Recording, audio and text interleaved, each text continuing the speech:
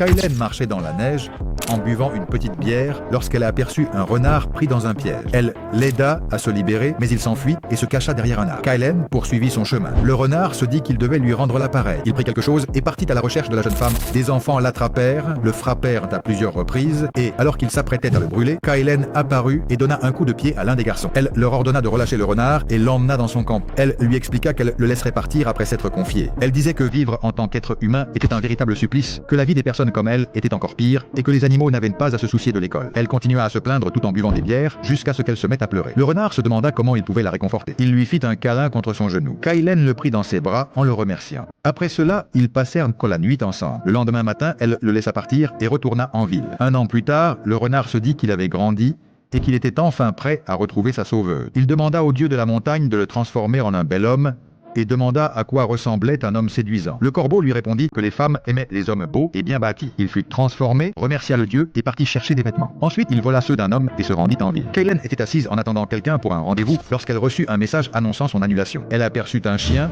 dit qu'elle adorait les animaux et essaya de l'appeler. Le chien devint soudain très agressif et l'attaqua. L'homme renard arriva alors pour sauver la jeune femme et fit fuir le chien. En la regardant, il pensa « Ma sauveuse, je t'ai enfin retrouvée ». Kaylen se demanda pourquoi cet homme lui semblait si familier.